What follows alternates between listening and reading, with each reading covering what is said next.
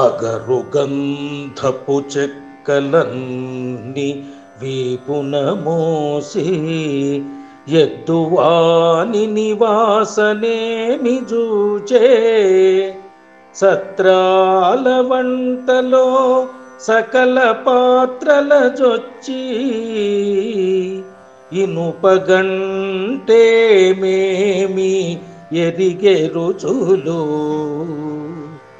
ఆవు చంటికి మూతి నంటి బెట్టుకయుండి పిడుదుదానే పాటి పీల్చే పాలు చెరకు తుంటలు లెస్స చిదచిదల్గా చేసి గానుగెన్నండు పాకంబుద్రావే సకల గ్రంథాలు నరుడెల్ని చదివితేమి అర్థజ్ఞానంబుగనకున్న వ్యర్థమంత చక్రధర ధర్మపురిధామ సార్వభౌమ నరహరి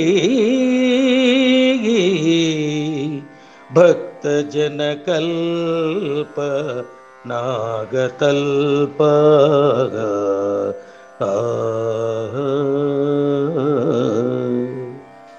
భావం. ఓ నరహరి, అగరు గంధపు చెక్కలను మోసే ఎద్దుకు దాని వాసన తెలుస్తుందా?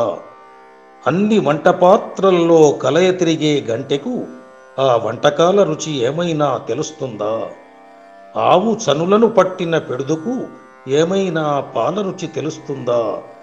చెరుకు గడలను గిరగిరా తిప్పుతున్నప్పుడు ఆ గానుగకు చెరుకు రసం రుచి తెలుస్తుందా? ఎన్ని గ్రంథాలు చదివినా, ఎన్ని పనులు చేసినా అర్థము లేని చదువు వ్యర్థం అవుతుంది అంటూ సకల శాస్త్రాలు చదవడం కాదు, వాటి తత్వం తెలిసి ప్రవర్తించాలి అంటాడు శేషప్ప. ఇలా మనసులో నాటే బలమైన ఉపమానాలతో, మరచిపోలేని భావాలతో శేషప్ప శైలి చిరస్మరణీయంగా ఉంటుంది.